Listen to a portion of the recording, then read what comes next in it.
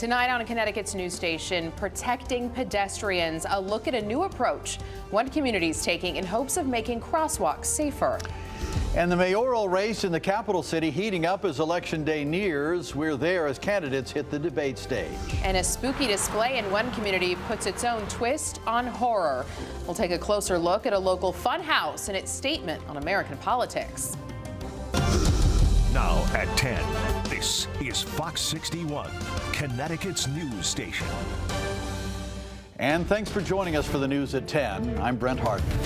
And I'm Sarah Sanchez. Tonight, we're just about 2 weeks from Election Day, and candidates running for the mayor of Hartford gathered for a debate, but not all hopefuls showed up. Yeah, Fox 61 political reporter Emma Wolfhorst was there. She joins us now live in Hartford. So, Emma, who was missing tonight? Well, Brent, Sarah, pretty important candidate not at tonight's debate. The Democratic endorsed nominee, Arunan Arulampalam, was absent, but despite not being there, his name brought up quite a lot at tonight's debate. The other petitioning candidates using his absence to take quite a couple shots at Arulampalam. Now, the 5 candidates that actually were in attendance tonight, Republican nominee Michael McGarry, and the 4 petitioning candidates, Mark Stewart Greenstein, Giselle Jacobs, Councilman Nick LeBron, and J. Stan McCauley. These hopefuls covered topics from economic development to crime to education. They discussed their plans for increasing tourism, reducing crime, and building up Hartford public schools. Voters in attendance telling me they felt more informed after listening to tonight's debate. What happens to the city means a lot to me because I think it has great potential. I just think that a lot of things has been mismanaged, and I would like to be part of the solution. For the top endorsed Democrat top runner not to be here is kind of like a slap in the face, like kind of cocky, like I already won, so why do I need to come to any more debates? So I think that says a lot about our political atmosphere in the city where we can endorse someone and we could just push who we want forward and just assume that they're in. It's not over yet. We should still be debating.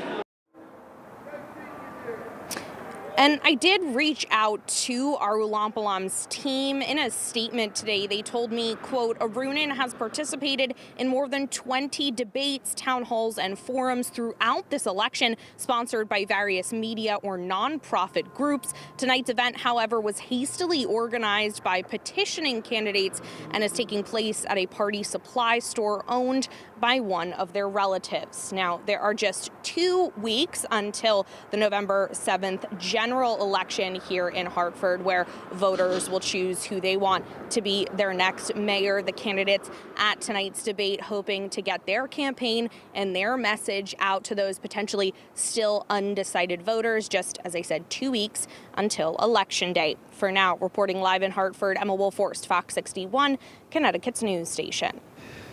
All right, Emma, thank you. Turning to the weather now. We had a nice day across the state, but it's about to get chilly overnight. And meteorologist Ryan Breton joining us. Ryan, I keep getting alerts on my laptop saying frost warning tonight. And you've got the map up there. And this is it. This is the one chilly night, and then we'll go all the way into November, which begins next Wednesday without having a frost. So if you don't get one tonight, you're in good shape through the rest of the month. But we do have a frost advisory for most of the state, the 2 exceptions being the shoreline, where it won't cool off enough for a frost, and Litchfield County. The reason there is not one here is usually by this point in October, there's been a frost in Litchfield County. Here are the numbers right now. 40 degrees in Canton, 40 in Windsor, Vernon 41, Willington 42. We're at 41 in Bristol. So outside of the cities, it is cooling down. It's still 48 in East Haven, 45 in Hamden. We're at 44 in Middletown and 43 in New Milford right now. So through the next 12 hours, temperatures do dip away from the shoreline into the upper 30s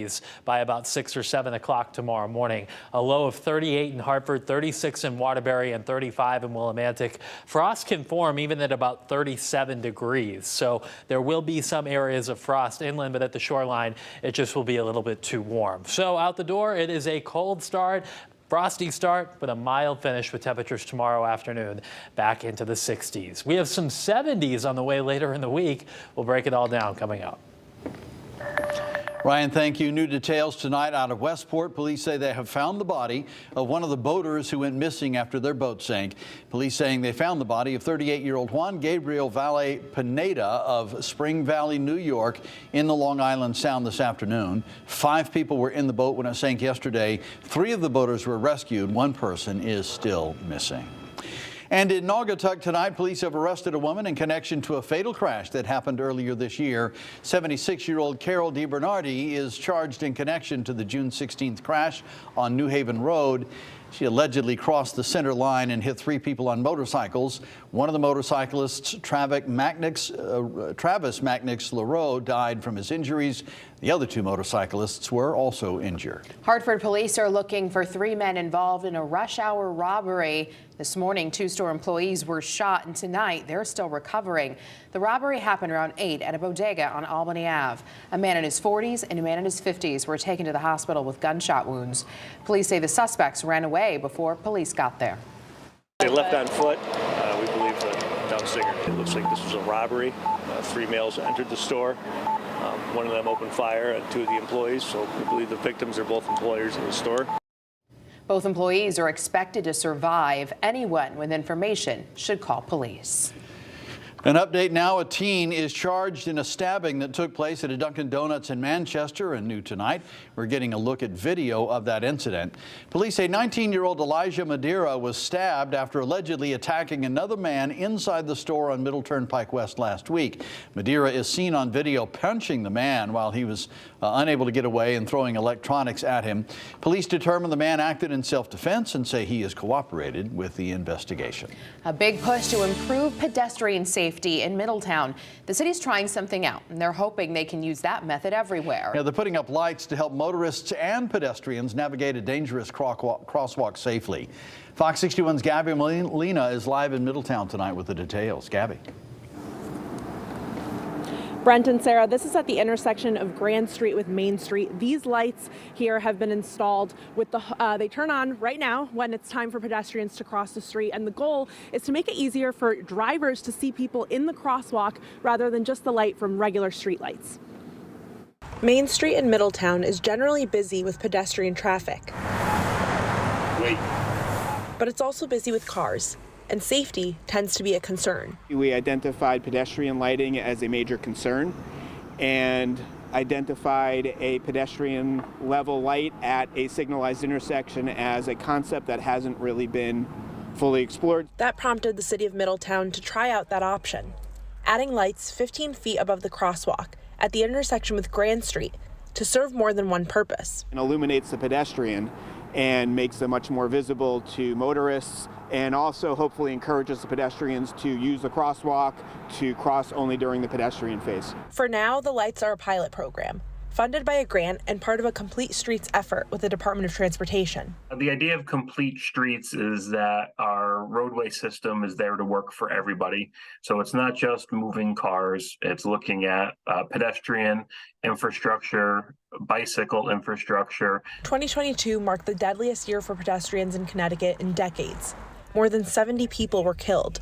The work to make the roads safer around the state is ongoing. Building sidewalks, upgrading crosswalks and pedestrian crossing technology, improving lighting and adding illumination. In Middletown, some residents say other improvements made in the past have made a difference. When they changed the crosswalks, I thought it really made it much safer and easier to cross. They made like a bump out so that you can see down the road easier. So even if the light, if it does say it's okay to walk, you can make sure that people have stopped. And the hope is that the new lighting will be the beginning of more similar changes. We want to keep everybody that's walking safe. We want more people walking the streets. People do here. The lights will stay up until the end of the month while the DOT does an evaluation, but the goal is to make these lights a permanent fixture and also to add them to other intersections along Main Street. Live in Middletown, Gabby Molina, Fox 61, Connecticut's news station. All right, Gabby, thank you. Sounds like a pretty good idea. New at 10 tonight, a Manchester rehab center is looking to close its doors for good. The Crestfield Rehabilitation Center in Fernwood Manor has filed a petition for closure with the Department of Social Services. Aetna Healthcare, which manages Crestwood, says they cannot afford to keep the center open, but they can't close without permission from the state. If the petition is approved, 155 residents from the two facilities will be relocated to other nursing centers in the state. Aetna will also work with employees to find them new employment.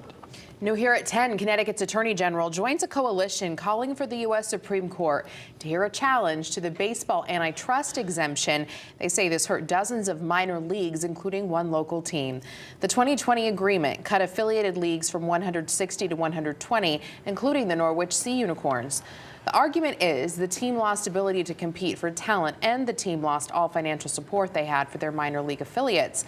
Attorney General Tong's one of 18 attorneys general arguing the Supreme Court should reverse the decision and says it unfairly restricts competition. Typically, such agreements would be prohibited by state and federal antitrust laws, but a century-old series of Supreme Court decisions exempts baseball from all antitrust laws.